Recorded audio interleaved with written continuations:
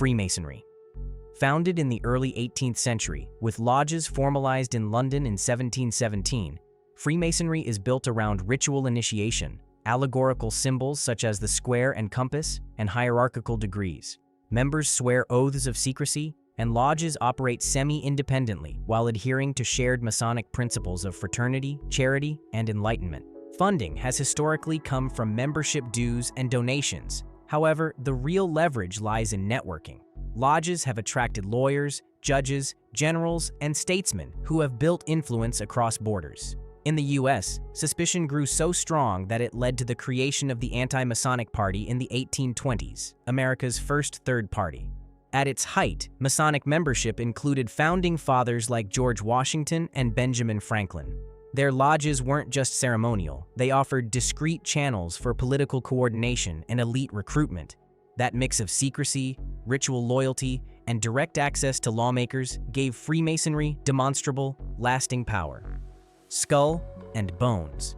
Established in 1832 at Yale University by William Huntington Russell, Skull and Bones is infamous for its ultra-secretive rituals, including mock ceremonies in the tomb, its crypt-like headquarters.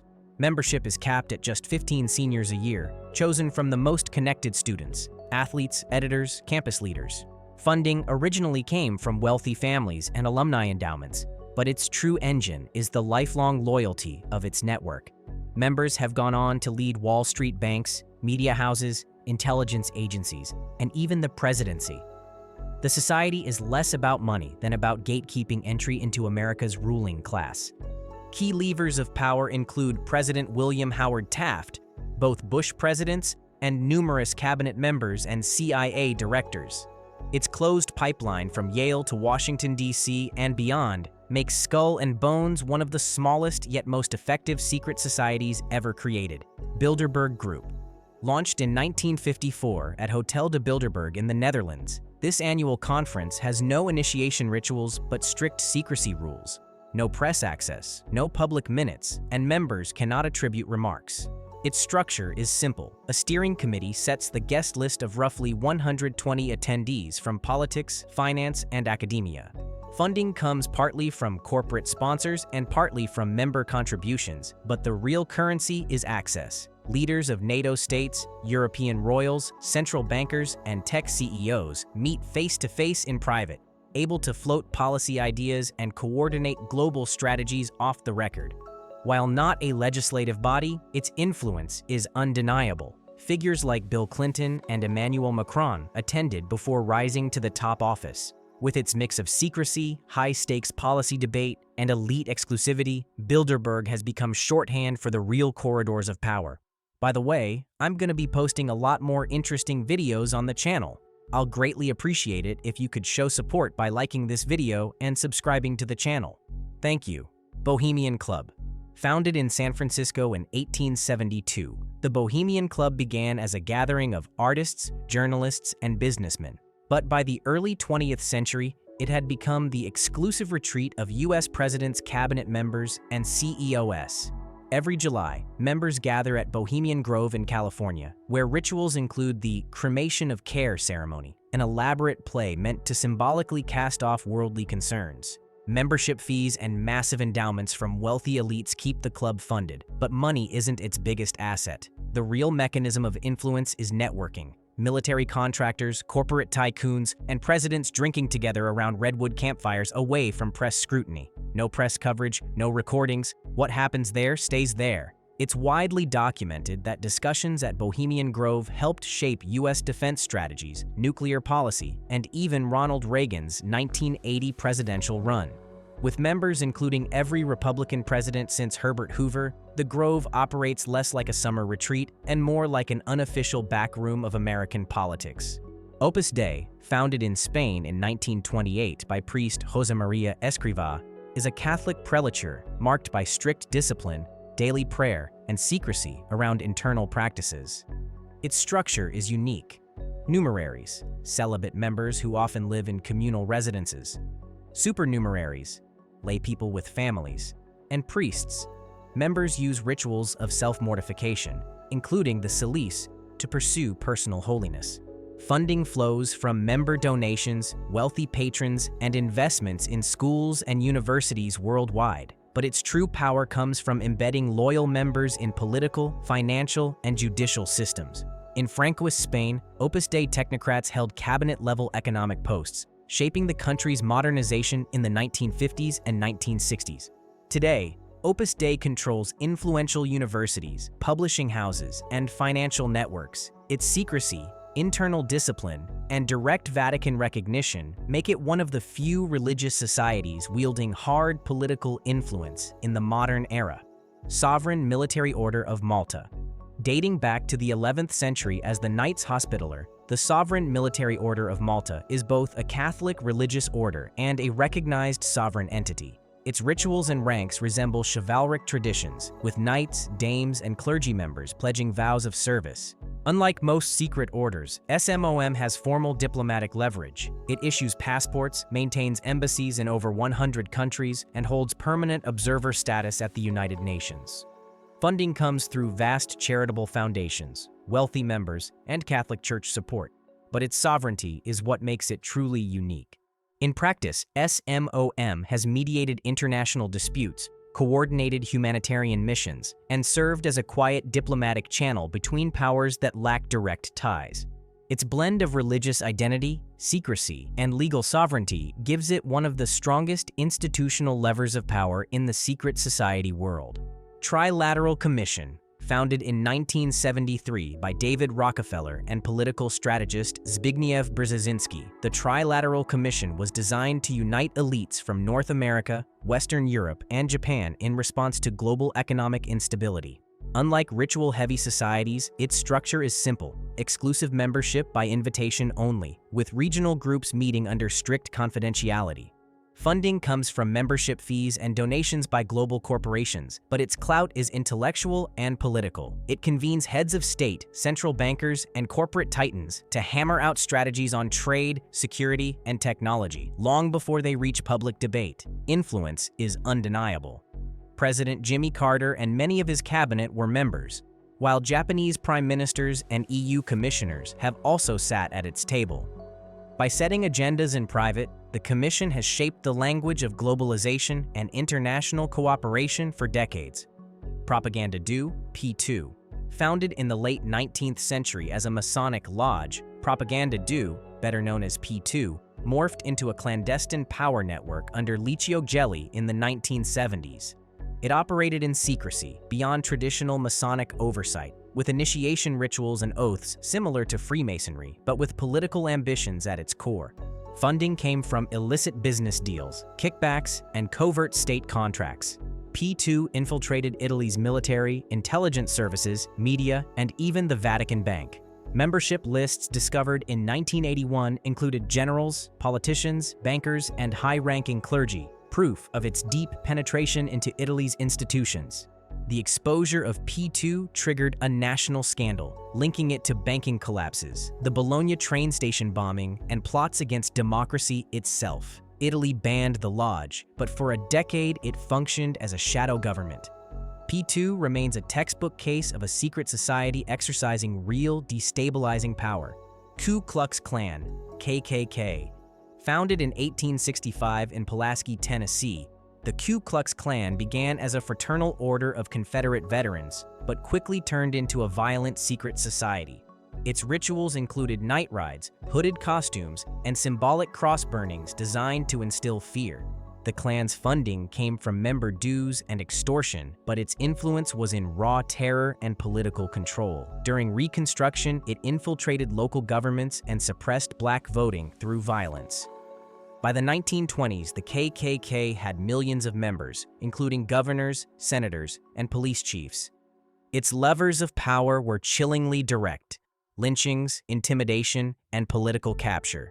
At its peak, the Klan dictated legislation, controlled local justice systems, and shaped the racial order of the South. Though weakened, it remains one of the most notorious examples of a secret society wielding coercive power in America. The Carbonari, meaning charcoal burners, emerged in early 19th century Italy as a clandestine revolutionary society opposed to absolute monarchy.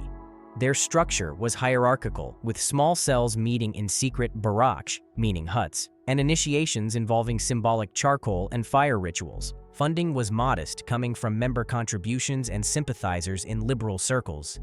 But their true power lay in coordination. Carbonari lodges spread across Italy, France, and beyond, mobilizing students, soldiers, and intellectuals. They provided an underground network for liberal revolutionaries at a time when public dissent was punishable by death. Their impact was historic. The Carbonari launched uprisings in Naples in 1820 and Piedmont in 1821, inspiring later movements that fueled Italian unification. Even when suppressed, the network nurtured figures who would later drive the Risorgimento. The Carbonari proved that secret societies could spark revolutions. Black Hand. Formed in 1911 by Serbian military officers, the Black Hand, officially Unification or Death, operated as a shadowy nationalist society. Members swore blood oaths, met in secret cells, and conducted rituals that emphasized loyalty to Serbia's expansionist cause. Funding came from sympathetic army officers and covert state resources. Its power came from infiltration. Black Hand members dominated Serbia's military intelligence, using secrecy to carry out political assassinations and destabilization. Their key moment came on June 28, 1914, when a Black Hand cell armed Gavrilo Princip and fellow conspirators who assassinated Archduke Franz Ferdinand in Sarajevo. That single act set off a chain reaction leading directly to World War I. The Black Hand demonstrated how a small, tightly controlled secret society could change the course of global history. Bavarian Illuminati. Founded in Ingolstadt, Bavaria, in 1776 by Adam Weishaupt, the Illuminati was designed as a secret society promoting Enlightenment ideals of reason, secularism, and resistance to monarchy and church dominance. Its structure mirrored Masonic degrees, with layered initiations, coded correspondence, and symbolic rituals emphasizing knowledge and discipline. Funding came from member dues, but its strength was in infiltration. Illuminati cells placed sympathizers inside Masonic lodges, universities, and state institutions, using secrecy to spread radical political ideas. It attracted intellectuals and nobles, blending conspiracy with reformist ambitions. By the mid-1780s, the Bavarian state discovered the group's activities and banned it. Despite its short lifespan, the Illuminati had a real influence on political circles and fed centuries of conspiracy theories. While myths exaggerate its scope, historically, it shows how a secret society could disrupt governments by embedding itself inside existing power structures. Tiandi Hui. Emerging in the 17th century as the Heaven and Earth Society, the Triads began as secret brotherhoods resisting Qing dynasty rule. Members swore loyalty oaths in blood rituals, with coded symbols like dragons and numerology embedded in initiation ceremonies. Funding came from member contributions and, over time, organized crime. By the 19th and 20th centuries, Triad networks controlled gambling, drug trafficking, and protection rackets across China, Hong Kong, and Southeast Asia. Their power wasn't just criminal. It was political, with alliances in revolutionary movements and later with underground economies. During the 20th century, Triads influenced local politics in Hong Kong and maintained ties with both nationalist and communist factions at different times. Today, they remain one of the world's most enduring secret societies, balancing ancient ritual with modern criminal and political clout. The Green Gang rose in Shanghai in the early 20th century, emerging from older Chinese brotherhoods. It had a ritualistic structure with coded gestures, passwords, and ceremonies rooted in traditional Chinese secret society culture. Its leaders commanded fierce loyalty and operated in tightly knit cells. Funding was massive. The Green Gang dominated opium trafficking, gambling, and extortion in Shanghai. But what made it powerful was its political alliances, particularly with Chiang Kai-shek and the Kuomintang. The Green Gang acted as enforcers, breaking strikes, silencing dissent, and funneling money into nationalist causes. Their peak influence came in the 1920s and 1930s, when Shanghai was the world's most lawless city. The Green Gang controlled police, government contracts, and even national politics through its ties to Chiang's inner circle. It was a criminal fraternity that for decades acted like a parallel government. Tongmenghui. Founded in 1905 in Tokyo by Sun Yat-sen, the Tongmenghui was a revolutionary secret society dedicated to overthrowing the Qing dynasty. Its structure fused older brotherhood traditions with modern organization, operating through secret cells and using coded oaths and symbols to protect members. Funding came from overseas Chinese communities, particularly merchants and intellectuals in Southeast Asia and the US. This global fundraising network gave the Tongmenghui both financial stability and propaganda reach. Its influence lay in coordinating uprisings across provinces under a unifying nationalist agenda. In 1911, the Tongmenghui played a decisive role in the Wuchang Uprising, which cascaded into the Xinhai Revolution and ended 2 millennia of imperial rule. Merging later into the Kuomintang, it proved that secret societies could evolve into formal political parties and remake a nation. The Boxers, officially known as the Society of Righteous and Harmonious Fists, founded in northern China in the late 19th century, the Boxers were a secret society that mixed martial arts rituals, spiritual beliefs, and fierce anti-foreign nationalism. Members swore oaths, practiced spirit possession rituals, and believed they could channel supernatural protection against bullets. Funding came from local peasants and sympathetic officials who saw them as defenders of Chinese tradition. Their mechanism of influence was mass mobilization. Secret networks spread across villages, turning resentment of foreign missionaries and imperial powers into an organized rebellion. In 1900, the Boxers launched an uprising in Beijing, laying siege to foreign legations and drawing a coalition of 8 foreign armies into China. Though crushed, their rebellion reshaped global politics by forcing the Qing dynasty into humiliating concessions. The Boxers demonstrated how secret ritual societies could ignite wars that reshaped empires. The Assassins, formerly the Nizari Ismailis, emerged in Persia in the late 11th century, under Hassan-i Sabbah. Operating from mountain fortresses like Alamut, the sect used elaborate initiation rites and a hierarchy of devotees bound by religious loyalty. Their rituals emphasized secrecy, obedience, and martyrdom. Unlike wealth-driven orders, their power came from strategy. They maintained loyalty through strict discipline and by embedding agents across the Islamic world. Instead of armies, they used targeted political killings to destabilize enemies, earning both fear and respect. Between the 11th and 13th centuries, they assassinated viziers, generals, and caliphs, shaping the politics of the Middle East. Even the Crusaders and the Mongols recognized their influence. Though eventually destroyed by the Mongols, the Assassins stand as one of the most effective secret societies in history at wielding power through fear and precision. Cosa Nostra, meaning our thing, originated in 19th century Sicily as a brotherhood protecting landowners, but quickly became a criminal power. Its structure is highly secretive. Families led by bosses, initiation rituals involving blood oaths and burning saints' images, and strict codes of silence, omerta. Funding is immense: extortion, drug trafficking, construction, and political contracts. The mafia's mechanism of influence was infiltration of state institutions, bribing judges, coercing politicians, and embedding itself into Sicily's economy. Through fear and loyalty, it ran parallel justice systems in entire regions. Its peak came in the mid-20th century when Cosa Nostra dominated both Sicily and New York. Though massive trials in the 1980s and 1990s weakened it, its ability to corrupt governments and control billions proved the mafia wasn't just crime. It was a secret society with real political power. Camorra. Older even than the Sicilian mafia, the Camorra arose in Naples in the 17th century as a brotherhood of prisoners and gamblers. Its rituals mirrored other Italian societies: coded tattoos, initiation oaths, and ranks from street enforcers to capo. Unlike the centralized mafia, the Camorra was fragmented into clans, which gave it flexibility. Its funding came from protection rackets, smuggling, and political corruption. The Camorra embedded itself in Naples's neighborhoods, often presenting itself as a parallel authority where the state was absent. For centuries, it influenced elections, controlled city contracts, and fueled entire black markets. Even today, Italian authorities battle the Camorra's grip on Naples. Its staying power lies in secrecy, loyalty, and an ability to morph between criminal gang and political player. The Molly Maguires emerged in the 19th century coal regions of Pennsylvania, modeled after Irish secret agrarian groups.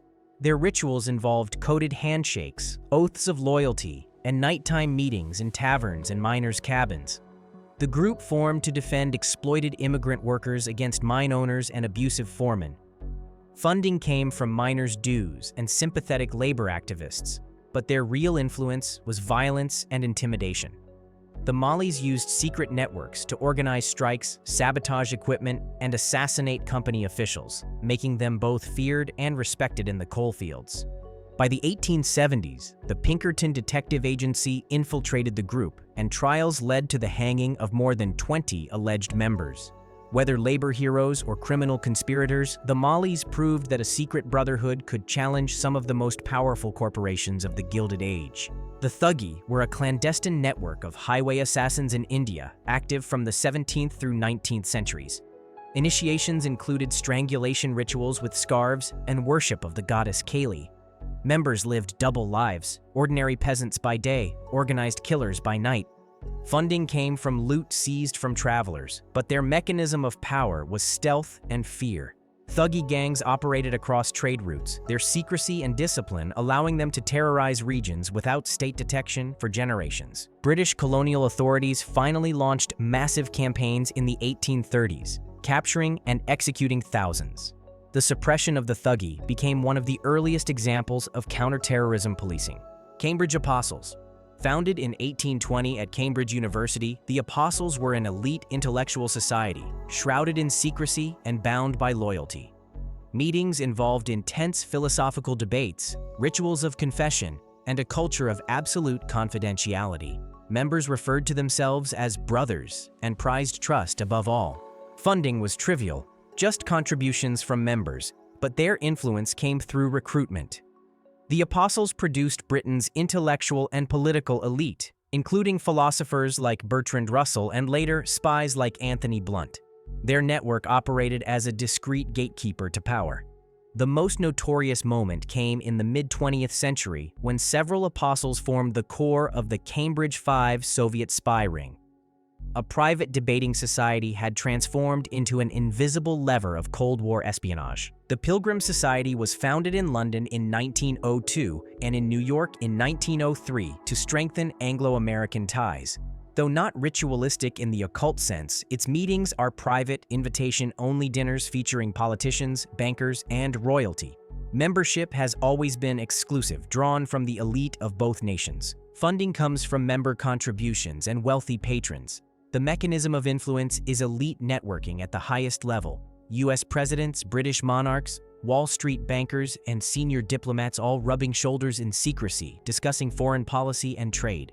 For over a century, the Pilgrims have served as an unofficial forum for shaping US-UK relations. From Woodrow Wilson's envoy dinners to modern financial coordination, its quiet role illustrates how secretive elite circles can steer international cooperation. The Jasons was founded in 1960 during the Cold War, when the US government quietly recruited top physicists and mathematicians, many of them Manhattan Project veterans, to form a classified advisory body. Membership was strictly invitation-only, capped at about 60 scientists at any time. Rituals weren't symbolic but practical. Summer study sessions, code-named projects, and absolute secrecy enforced through security clearances. Funding has always come directly from US defense and intelligence agencies, funneled through research contracts. Jason's influence comes from brainpower. Its members solved problems on nuclear stockpile safety, submarine detection, satellite reconnaissance, and climate modeling. Unlike think tanks, it was embedded directly into the classified world of national security. Key moments of power include advising the Pentagon during Vietnam on advanced surveillance, shaping nuclear test ban verification methods, and influencing Star Wars missile defense in the 1980s.